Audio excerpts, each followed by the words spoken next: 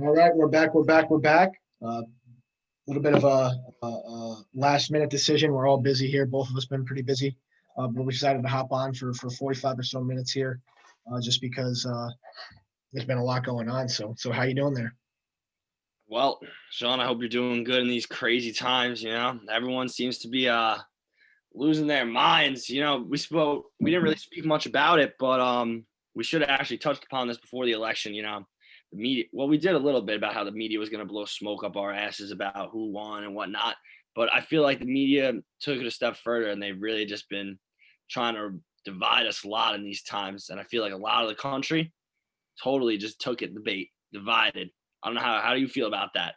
Yeah, a lot of naiveness. I think we talked about that before. There's just a lot of naivete on the amongst everybody. So hopefully people can kind of come to their senses. I think we all knew that, well, at least we knew that we had both spoke about it and probably on the past episode that we thought it was going to be a long, drawn out process from day one. There was some times on Tuesday night and even Wednesday where we kind of thought, oh, maybe we can lock this thing up and get an answer one way or the other, somewhat quick. But it's looking like our original thoughts are probably true. This is going to be, I'd say, like December at the earliest. We're looking at this point. Yeah, and the crazy part is, it's already both sides are out there, it looks like already with the protesting and the whole nine. Did you see 40 people got arrested election night in New York City? I did see that. I did see that actually. Yeah. And then they've been out there every night. It's been peaceful, thank God. There's been no riots or anything of that nature yet. But I'm sure once we do get official declared winner, whenever that is, like you said, could easily be December, because back in the 2000 election when they needed this course to step in for Florida, took all the way to December 7th actually. So this isn't something new. That's what I'm very confused about with a lot of people. Like, this isn't a new thing. Well, You that's election. exactly the thing. And you talk about the media, and this is something that I think I told you that I was talking to somebody else about. Nobody cared if anybody voted until this year. Right? Nobody cared. Nobody told you to go out there and vote. Exactly. And maybe 2 years ago is really where it started in the midterms 2 years ago. But before this year, it was really not that big of a push. And now it's literally all you hear. It's the biggest deal in the history of the world. And I don't disagree. I think everybody should go out there and voice their opinion and get their vote in.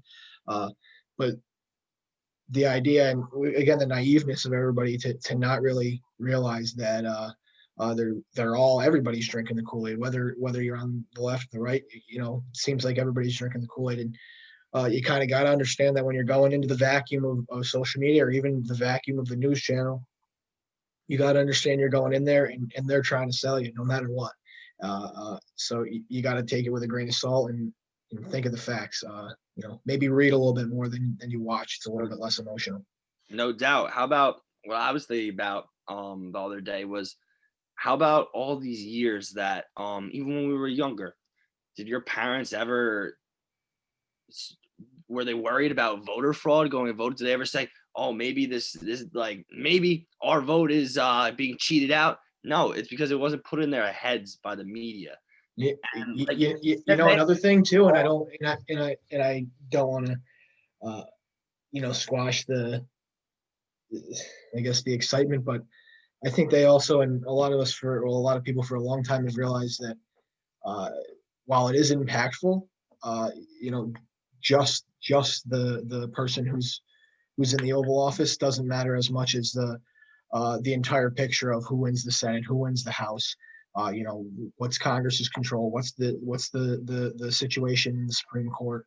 Um, not even the while federal. also factoring in the president. So where it's always been impactful, I think people are in the media really tries to make it as more life or death scenario than it actually is. It's. Yeah, how many not even on the federal level though, I feel like even on the state and local level is way more important. That's going to affect our lives, everyone's lives, where you live on a way more a day-to-day basis. And tax wise, the money you spend on your property taxes, whether your roads are covered in potholes, whether your kids have parks to go play at after school, that stuff is way more affecting you on your day-to-day lives than anything the federal government will ever do probably will. And it goes right back into drinking the Kool-Aid because, like you Exactly. said, it's whoever's president, it's not affecting whether or not your roads are being built, or whether or not your community has a nice park that's kept up on, or whatever it may be. And even in a little bit bigger sense, your congressional district is really, that's like the biggest thing. And then you kind of, as you get smaller, getting smaller. I wouldn't. I'm sorry, I flip that around. I would say the congressional district might be the furthest out you need to worry about. Maybe your governor, then your congressional district, and then the smaller it gets, the more important it gets, because where you're actually living and the people that are representing you. And people don't read about those people. They read all up on the presidential race and then just swipe right across the board for whoever aligns with that. And that's not Exactly. Go in there and they pick Democrat, Republican going across. Meanwhile, the guy could be your neighbor for all you know, 3 houses down. Yeah. And you'd have no idea, because some of these people never even look up who's running in these local elections. They just say, "Oh, I'm a Trump Republican across the board. I'm a Biden Democrat across the board." Like, and that might not be the best thing you want to do for you, your family, and your situation. Not at all. Absolutely.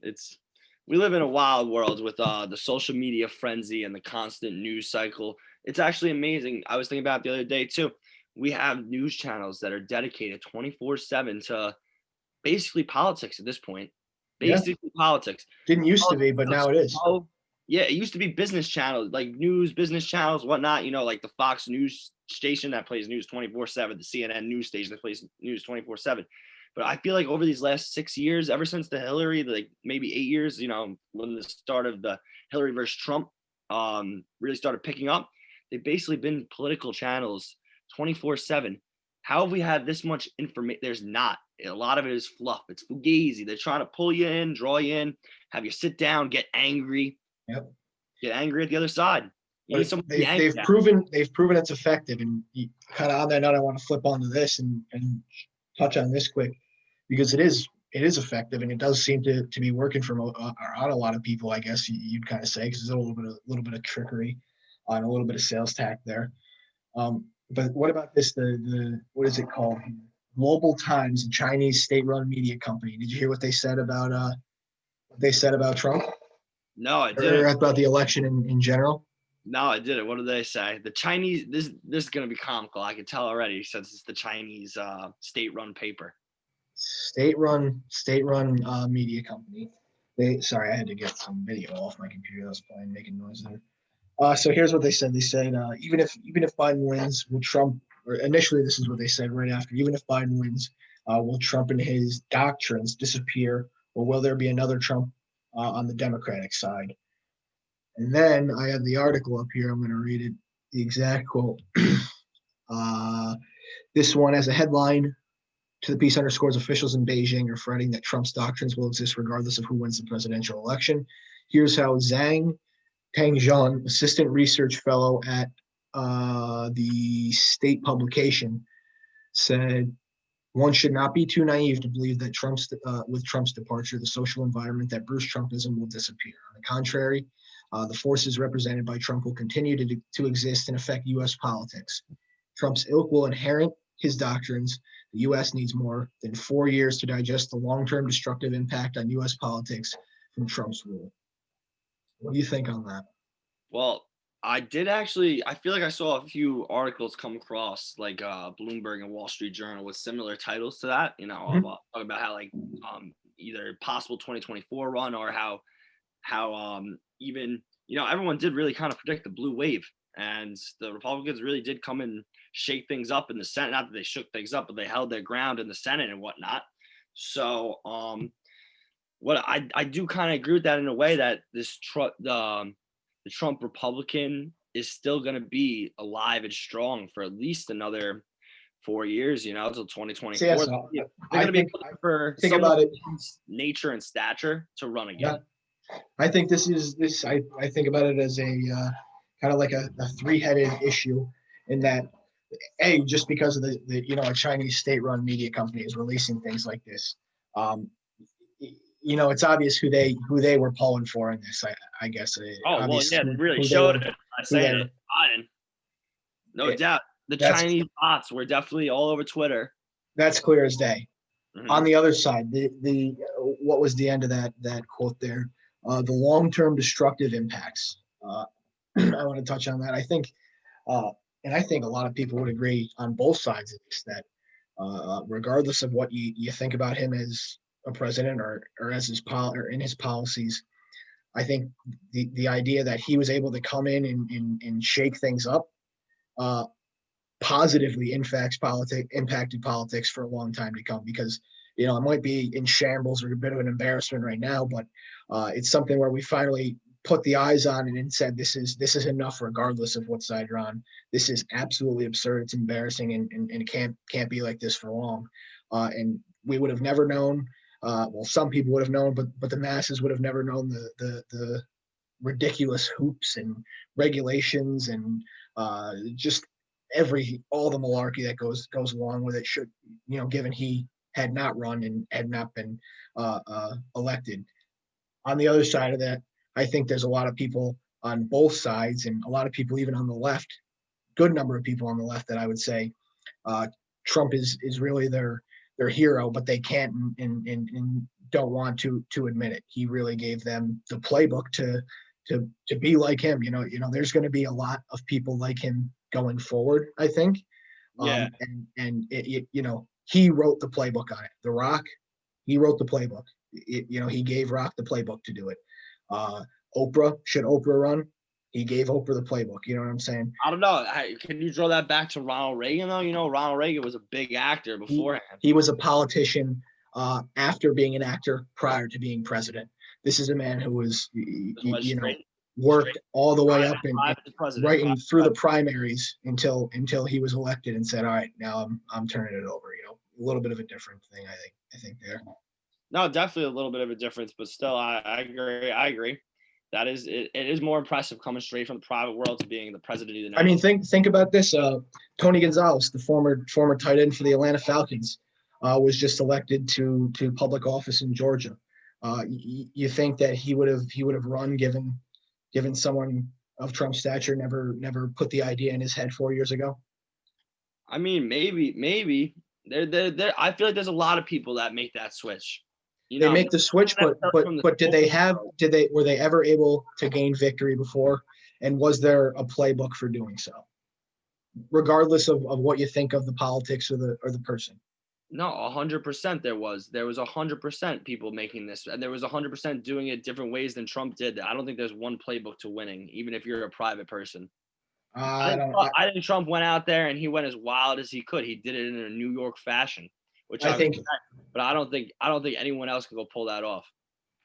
Uh, and not even in the way that he did it. I'm not even saying that people can do it exactly how he did it because I don't disagree that there won't be another person to do it. But I think just in a very generalized sense of uh, how you would go about getting a population of people or enough of a population of people behind you and rallying them together and getting them so fired up that you're able to win enough electoral votes to get your influence in Nah, office. I know what I you mean. don't think there was a playbook to do that before he came in. That's just my personal thing. No, no doubt. I know what you mean. I definitely do. All right. What do you want to touch on this Bedford's Law thing that goes along with the some of the election results and what the tallies are looking like? I mean, we could discuss it. I really want to go and do some more Yeah. analysis. So we don't really have the total Make data. a This is call, kind of why we call on it. say that again. I'm sorry. I'd really like to do a little more analysis before we make a call. Without a doubt, that's what I was just going I to think say. We don't have the data. We kind of just had pull talked up on your briefly screen. before we hopped on here. Pull up the Wikipedia page on your screen, and let's kind of explain it a little bit. Yeah.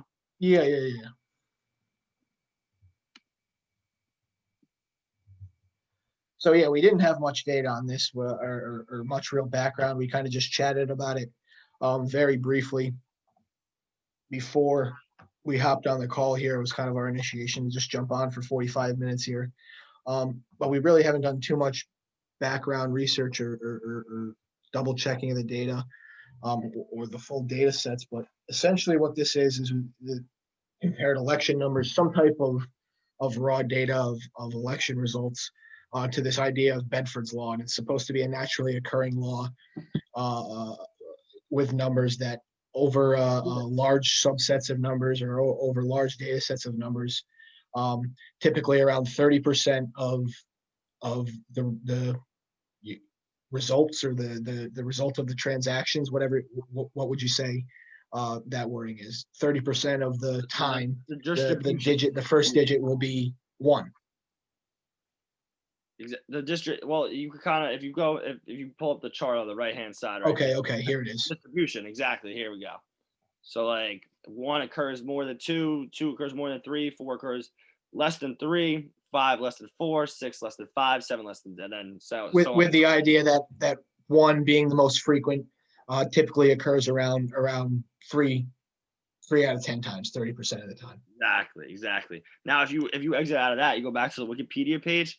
If you click on, there's an in that blue, on the blue contents, there's an election data applications. It talks a little bit about how they used it in Iran. Now, so I think there's definitely when we find next episode, we'll have already gotten the data. We'll run our own little analysis on this, see what comes back. But basically, what gave us this idea is there's some theory floating around Twitter that's gaining some traction that Biden's election data does not follow this Bedford's Law, just like the 2009 Iranian election data didn't. So it's basically what that of some fraud. There could be man-made,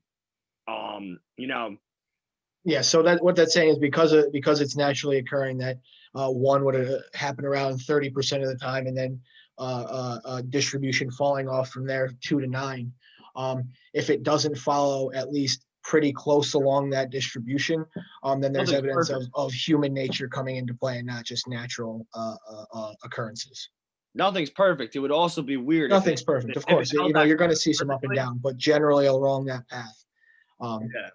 And the idea is also in I guess looking for fraud in accounting and election data, when manufacturing things that are trying to look average, the typical number shows a distribution cluster between 4 and 6. So 5 calling the average.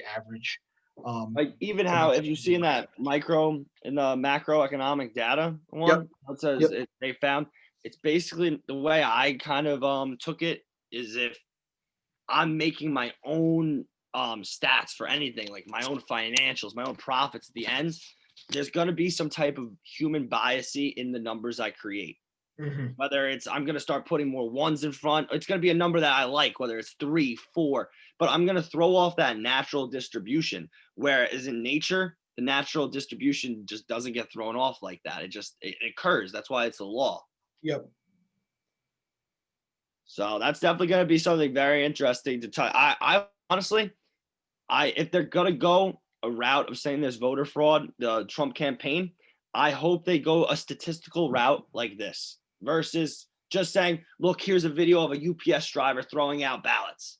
I think that's also goes, the only way that they would ever get it to the Supreme Court is if they took a statistical route, because I mean, you can realistically, him just throwing his hands up and acting like a sore loser, which is quite possibly the case as well. I hope not. Simply that is not going to push it to the Supreme Court. Definitely not. I mean, I was actually just discussing this morning with someone on how he handled what he handled.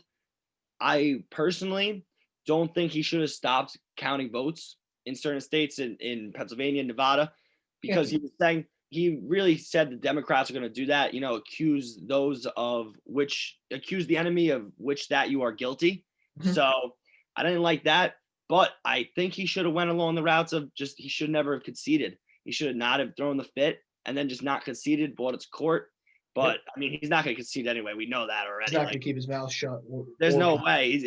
He's fighting this to the end. No, and I don't necessarily even believe that. I think if they were to come back and put together all this data and say, listen, this is the real numbers, I think he would say, all right. No, I think at that point he would. When the courts say no, I think he's going to be, when the courts, if that came to that point where the court said, all right, Biden won the election. I don't think we'll have an unpeaceful transfer of power. I think Trump's going to be like, all right, that's that. Like, we Yeah, had a good run. And then yeah. he'll pack up and leave. I think regardless, he's going to pack up and leave without issue. But Definitely. I think if it's indecisive, ruling no, but indecisive, then he's going to have a shitstorm brewing. He's coming 2024. I think if it was a legitimate, nope, this was decisive, He might and be, no, then he might just pack it up and say, all right, you know. yeah. I mean, I've been hearing some rumors. I don't know what you've been seeing on that of like a possible Trump Jr. running. I don't There's want to. absolutely I don't no want to see that. chance. I don't Uh, want to see that. wouldn't get my vote. Yeah, he's a little wild. Yeah, I think that I think that Don Jr. lacks some sense. Honestly, I think Eric Trump's smarter, far smarter than. Now Barron, the young one, in a couple of years after he's the MVP of the NBA for a while, then maybe we can talk about him. But Yeah, yeah, he's grown. No doubt. That man is a big boy these days. big, yeah. Let's talk about that. Who do you think would be on the ticket for 2024? Other than Trump, who do you think would be on the ticket? Honestly, possibly a Candace Owens.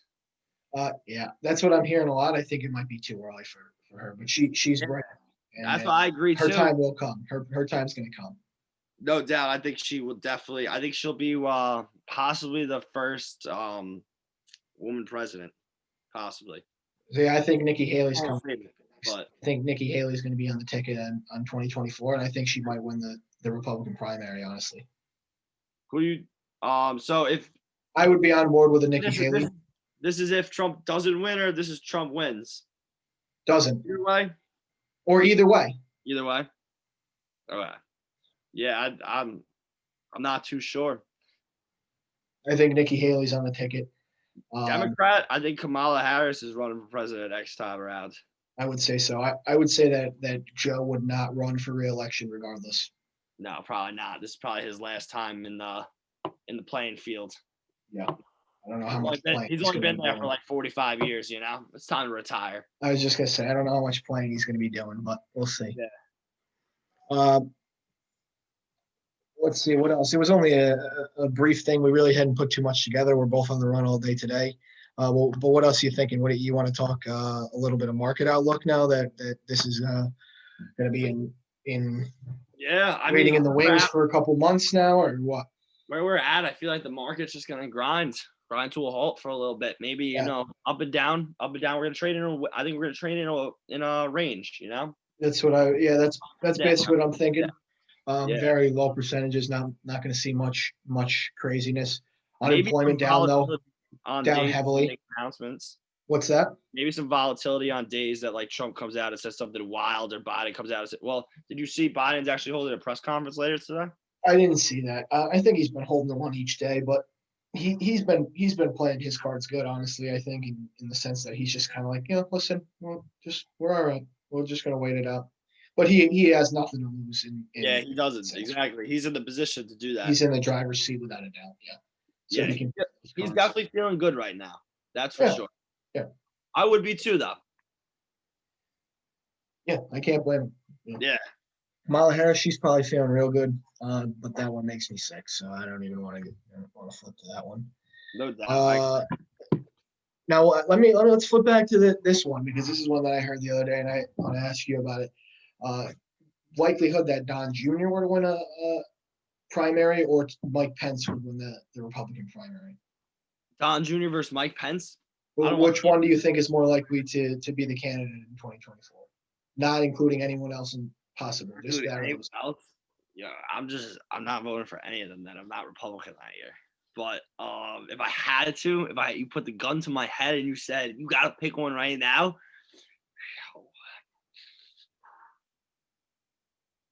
It's Pence for me, no doubt. There's no doubt it's Pence. I don't know. I might have to. But he is definitely. I might have to take my a bit junior. He's a bit too far to one side. He's a little bit. Pence might Pence might send me to jail for smoking a plant out of the ground. So I don't know about that, man. He might not allow women to work. He gets Yeah, he gets a you might little bit have too you much. might make the women wear dresses to their ankles again, like it's He's 1600 where the Puritans. see that is actually something that we should touch on too, because I had said this a long time ago that I thought it was actually going to happen. It didn't happen, but I had said that Trump should have Mike step aside, take some ambassadorship role somewhere, and bring Nikki Haley on as his VP. And I think right now, sitting here right now on November 6th, I think that given that was to have taken place, uh, it would have been a Trump victory, I don't know, bro. probably somewhat handily. I don't know if a lot. I think a lot of people don't like Nikki Haley on the other side. And those people weren't going to vote regardless. Uh, we're talking the 10% who actually make the decision. There's 10% of independents who I vote know on both what you mean. sides. I don't think a Uh, lot of people like Nikki Haley. even Like independents, you're saying. conservatives do. You're saying even independents. Yeah, Yeah, all right. she got bagged line a few times, no doubt, like 100p. Yeah, without a doubt. But I mean, they all do. Don't get me That's wrong. exactly my It's point. projected more now than it was. Who's not going to say some things that people could construe as improper once in a while? I mean, it's just going to happen. It's human nature. No doubt. I feel like definitely having a woman on the ticket would have helped him, but I Yep. don't know if necessarily Nikki Haley was the move for that. Well, it is looking like this She could be definitely would called have in one really. direction today. I think Biden looks like he's taken a bit of a bigger lead in Nevada now. So it's looking like that would push him to the 270. And it's wild that one vote in Nebraska, Omaha, Nebraska, is going to be the turning point. It's going to be the one that pushes it over. Well, possibly not. It depends on Pennsylvania and Georgia right now. Those are looking Biden too, which would Yeah, make those are it kind looking of a flipped blowout. too. And at that point, it's That would be blowout. it's a blowout. You would hate to see that, but I mean, you know what? It's the will of the country. Unless they're young, I mean, there could be a ton of fraud. It might not be the will of the country. We'll see. But if it's the will of the Like you said, it very well could be the will of the country, and if that's the case, then that's the case. We yeah, move forward exactly. from here. Exactly. We'll move on from here. It's only 4 years right now. Could be 8. People. I like that argument too. When people say to me, on the conservative side, because the liberals have their argument when you talk to them, and then you have the conservative. The liberals have their argument when you talk about Trump, and the conservatives have their argument when you talk to them about Biden. And I love, well, if you're voting for Biden, this is how socialism is going to get led into the country. It's like, all right, they were saying this back in the Red Scare too. If you vote for this person, you're letting communism in this country. Like, Yeah. Listen, my biggest thing, and I think a lot of what we talk about is how we talked about the local levels really matter for your everyday life, and that's what I pay attention to mainly. The biggest thing in the presidential realm it really is China to me, and the no, worry definitely, I of agree. China and what they have going on, and that's why I definitely sided with Trump strongly. And for the most part, it is his stance on China. I mean, many other things that I do side a little bit more right on than that, but that's really the biggest thing. And I guess China's definitely the biggest threat to America's national security, our wealth, our everything. unquestionable. They Yeah. wish they want to be And the America. thing is that they want it. Yeah, they want it. It's not They like want to be number one. They want to be the number one superpower in the not world. they want us. They want to take us. They want to eliminate us. I think they Yes, just don't want to deal with our power anymore. They want to be number one, like you said. And you got to take exactly. people way to get there. And there's only one way to get there. That's come through America. So at some point, we need tough on China. So if Biden Without comes in and he's tough on China somehow, like kudos. But now, one thing I don't think I that will will give happen. him, and this is not something that you would necessarily think of when you think left, right, but I have read that he's going to keep troops in a lot of these countries, Syria. Um, I'm assuming that he's definitely keeping them in Syria. I'm assuming he'll keep some in Afghanistan, maybe put more numbers in Iraq. That's something where a lot of times the Democrats are like, oh, we got to pull him out, we got to pull him out, and Trump was actually, we got to pull him out, we got to pull him out, and I think we do need to keep people in those types of countries, or you're ignoring warning signs, which we talked about, and just fostering You're another huge you're event to happen. allowing, yeah, you're allowing the power vacuum to The idea that it's not there, and these ideals aren't still there, is, I mean, inherently false. It's just completely false. Uh, exactly. If it's and not ISIS, it's someone else. until they're, yeah, it still takes generations. Like we talked about, you have to spoon feed the freedom. You can't just give it to them all at once and then pull out, because it's just going to flip right back over. Definitely. It's Yeah. it's a wild time we're living in right now, and everyone's looking at us and they're just watching us duke it out over the presidency. And we're supposed to be this great country of democracy, but It's, we'll I see. mean, it happens. It's gonna, it It's happened happen. before. It's happened Or before. that's the biggest thing, and I think it's over. It's It's over. pushed so crazy, but this is the thing that we need to understand. It's happened before. I mean, contested elections and vote counts and recounts have happened in the recent future. I mean, with living presidents. So it's not like this is something completely foreign to most people, and it seems that a lot of people are acting as if it is foreign to them. Yes, exactly. That's a big point that needs to be made on this cast today, is that a lot of people are acting like this is all foreign when it's really not. It's really not. And the big thing is that the media's influences a lot of times over the young voters who are one election and now two elections in, and that's really the main subsect that the media companies have really snatched right up, and they aren't experienced in things like that. So it's something, whereas the older generations, I mean, we are both well versed as young people in world issues in the past of elections, different things like that. And I think it helps us have a more neutral view and see an entire picture and actually what's going on, as opposed to just being blinded by the light per se. But I think that's really lacking. A lot of people aren't too well versed in what's going on in the past, and it's kind of screwing us on what's going on now in the future, because they're not No doubt. seeing the true roots of issues. I feel like a lot of it, everyone wants to feel like they're the man on fire. Everyone wants to be the man on fire in their story. So like when they get told this is the biggest election ever, this is the election that if you don't vote Trump out, you're voting for the end of immigration, all this stuff. They try to make And then it like, if you, on the flip side, the same thing coming from the right, that if you vote yeah, Biden, we're going to Venezuela, like we're socialism. Venezuela now, and They want to feel like they're part of some type of movement that's changing history. They want to be the main character in the story, where guess what? 99% of us will never be the main character. We're just a cog in the machine, and that's that. have you ever? And That's fine. this is getting real deep. But have you ever heard of the book called Tribe? Tribe. Tribe. Tribe. No, I have not. It's by Sebastian Younger. Do you know who that is? No, I don't. But I'm gonna write it down. He's a war reporter, different stuff like that. But this book is Sebastian Younger. J. Yeah, it starts with a J. But this one, it starts talking about Indian tribes and just kind of like a look at people and civilizations as a whole. And he talks about how as like technology's increased and we've become so clustered in these big cities and stuff. People don't feel their importance because they're not actually going out there and like contributing to their own survival in a way that humans initially were. And he's saying that smaller subsets, so like people out in the country in which their communities are much smaller, they're actually contributing to their survival and much more, and they feel 100% agree with everything you're saying. they feel more like they have purpose or like their importance, whereas like the people in the cities and with the technology increases aren't feeling important, so they have to spread their voice more to feel their importance and stuff like that. You know who always creates the most regulation and bullshit?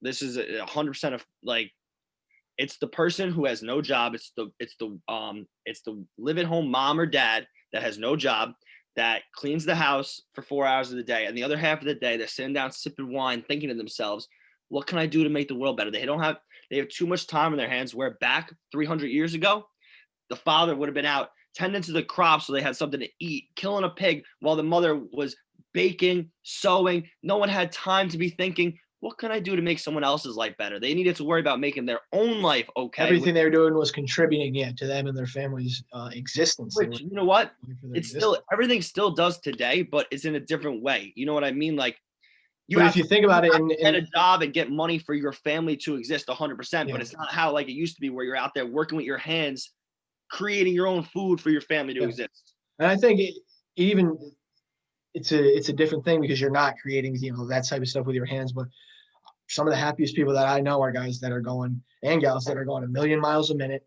They're grinding after whatever it is that they're going after, and they don't really have time to think about all this other stuff. But they know, every day I'm going out there and I'm putting food on the table, I'm putting cash in the bank, and I'm going 1,000,000 miles a minute after it, and they don't have time to think. By doing that, they know that they're valuable, or they don't really have the time to think, am I valuable or not? They're just proving their value, Exactly. People have too much time on their hands. They think to themselves, thinking am I valuable? Yeah. That exact thing. And then they start saying, let me add a speed bump in front of the school, make myself valuable. And then it becomes like, I had a few classes online. Let me call up about a speed camera. Yeah. They're like, the stop sign in front of the school is not good. We got to hire the safety guard to hold the stop sign in the middle of the road. Yeah, exactly. They start thinking to themselves, and then things get crazy. Regulation happens. Taxes. It's Congress too. Congress sits on their hands and knees all day, and they think to themselves, what can I do to make the country better? And then next thing you know, we get some stupid new bureaucratic area, whether it be like the department of this, the department of that, and it's just wasted more tax money. How about this? And I got to look this one up. Let's see, what was her name?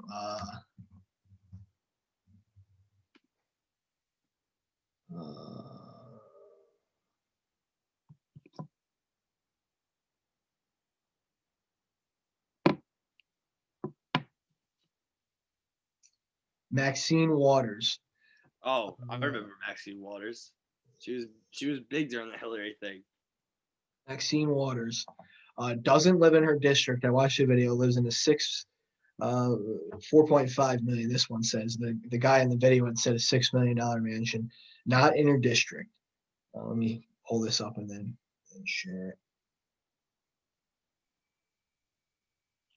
Doesn't even live in her district. How does that work, yo? Explain that one to me. I mean, I'm sure somewhere in her state's stupid constitution, because every state has their own dumb laws, she's allowed to do whatever she's doing. Don't get California, but no, I think the biggest thing is that she's living in the $6 million mansion or $4.5 million mansion, while her district is Compton, California.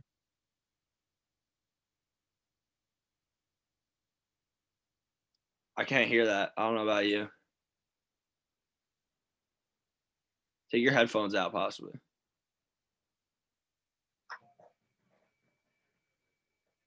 Nah, I still can't hear it. But still, that's wild. That's a nice looking house. You could tell. Nice area. California, that's up there, 4.5, probably more now. Yeah, that's. Should you be allowed to live outside of your district, do you think? Nah, 100% not. That's whack. I don't know what type of noise that even is. I don't even know how it's loud. But I mean, if that house is in her district and she dropped the bread on it, good for her. But no, you should not be able to live outside your district. It's the wackest thing I've ever heard.